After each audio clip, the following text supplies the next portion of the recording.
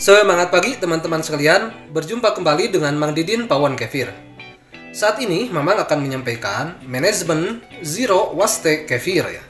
Zero artinya 0, waste artinya limbah, dan kefir adalah susu kefir.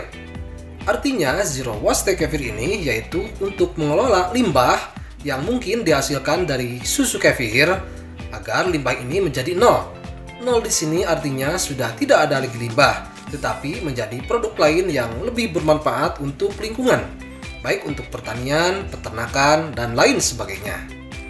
Nah, untuk mengolah limbah ini, misalnya dari susu kefir yang sudah dianggap basi, atau misalkan dorman terlalu lama, dan kita enggan untuk meminumnya. Jangan sampai mengganggu lingkungan. Ini bisa kita daur ulang, kita olah untuk menjadi sesuatu yang bermanfaat. Kemudian, dari susu kefir juga menghasilkan limbah yang sulit diurai oleh alam. Bahkan alam membutuhkan waktu puluhan hingga ratusan tahun, diantaranya yaitu botol plastik ya. Nah, dari botol plastik ini pun nanti kita akan memanfaatkannya. Baiklah teman-teman sekalian, sekarang kita ikuti saja bersama bagaimana upaya untuk memanajemen Zero Waste Kefir sebagai berikut.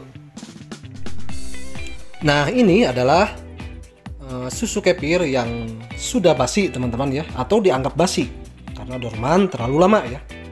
Ini tadinya returan dari konsumen ya, atau customer. Nah, ini tertera dari 22 Februari dan sekarang sudah Desember ya 2021. Jadi sudah 10 bulan disuruh ruang di dalam dus seperti ini. Ini memang kasih contoh, bisa tidak dimanfaatkan ya. Nah, ini akan coba kita manfaatkan dari susu kefir yang sudah dorman terlalu lama disuruh ruang.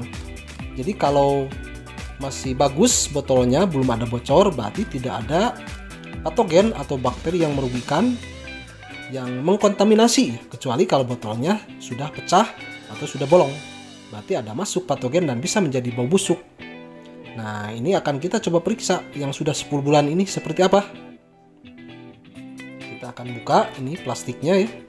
Nah, plastiknya ini juga kan ini jadi limbah, jadi sampah. Botol plastik dari susu kefirnya juga, itu pun nanti bisa kita olah nantinya ya. Nah, ini sekarang sedang kita buka bagaimana penampakannya susu kefir dalam botol plastik yang sudah 10 bulan di suhu ruang ya.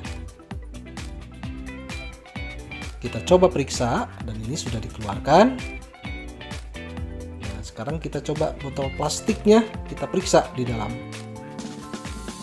Ini masih bagus ya, botolnya tidak ada bocor dan tidak ada tumpahan.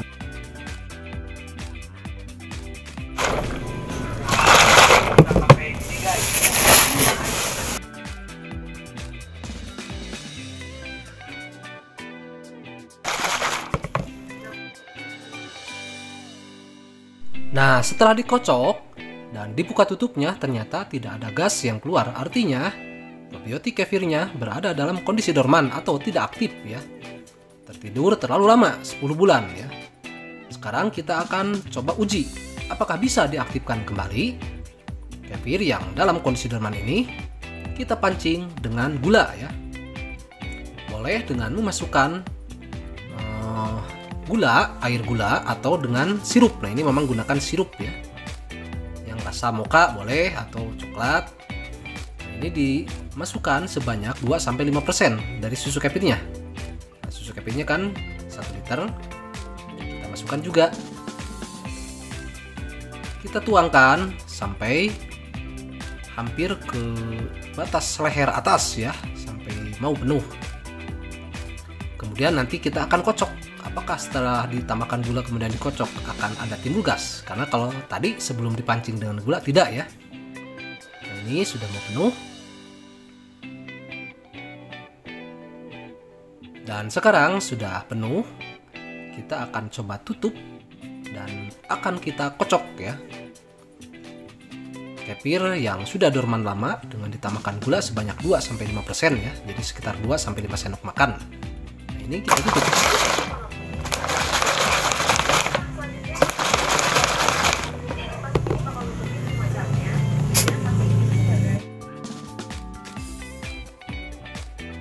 Nah, barusan timbul kan gas, berarti sudah ada tanda-tanda bisa beraktivitas kembali ya, bisa aktif kembali.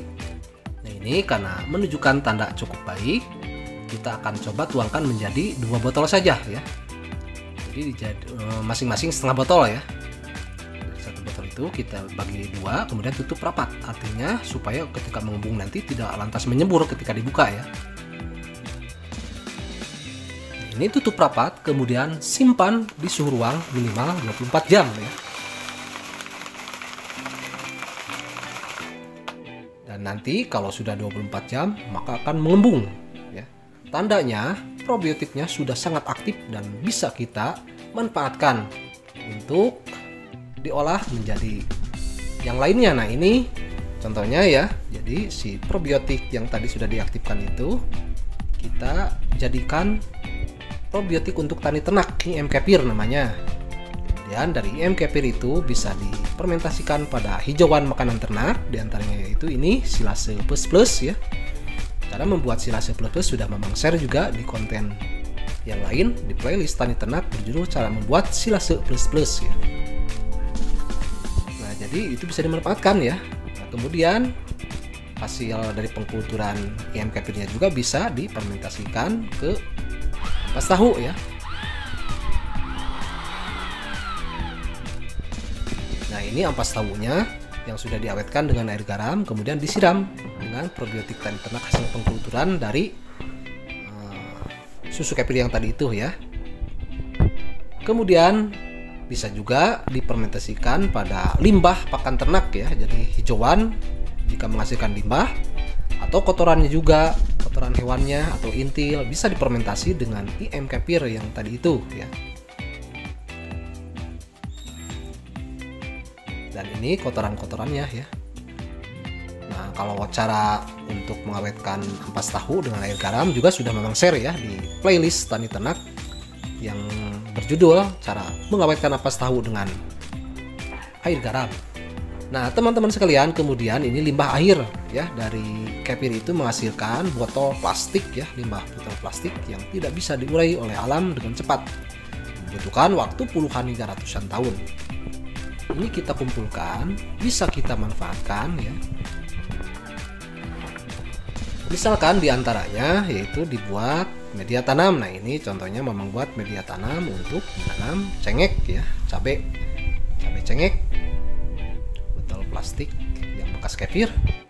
Kemudian jika terlalu banyak sampah-sampah plastik itu dari kefir, kita bisa olah nanti menjadi BBM ya. Nah ini sedang dalam tahap proyek pengerjaan yang paling baru sekarang ya. Memang baru mengumpulkan bahan-bahannya. Rancangannya seperti ini, memang pikirkan dari berbagai referensi. Nanti akan masuk ke drum besi, dialirkan pada tabung 1, nanti dibakar di bawah, menghasilkan uapnya akan dialirkan ke tabung 1, dari tabung 1 masuk ke tabung 2 dan 3, dan di tabung 2 dan 3 itu akan ada 2 pipa atas dan bawah yang nanti mengalir ke bawah, ada 4 penampung, diharapkan bisa menjadi BBM alternatif ya. Nah ini baru memang kumpulkan sekarang bahan-bahannya, semoga saja nanti bisa berhasil, dan jika berhasil tentu akan bermanfaat untuk kita semua ya. Demikianlah teman-teman sekalian, bagaimana cara memanajemen limbah dari kefir itu agar menjadi lebih bermanfaat untuk lingkungan ya.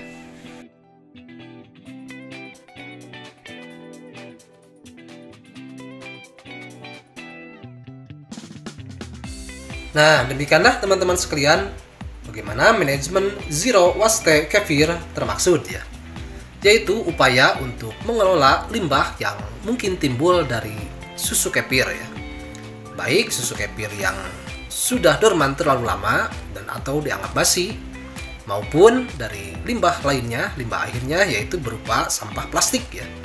Ini bisa kita manajemen supaya lebih bermanfaat untuk lingkungan ya. Dan untuk pirolisis sampah plastiknya atau reaktor untuk mengubah sampah plastik menjadi BBM alternatif, insya Allah nanti akan Mamang sampaikan pada video berikutnya jika nanti sudah dirakit dan sudah difungsikan. Baiklah teman-teman sekalian, demikian yang bisa Mamang sampaikan saat ini. Semoga saja bisa bermanfaat. Terima kasih. Wassalamualaikum warahmatullahi wabarakatuh.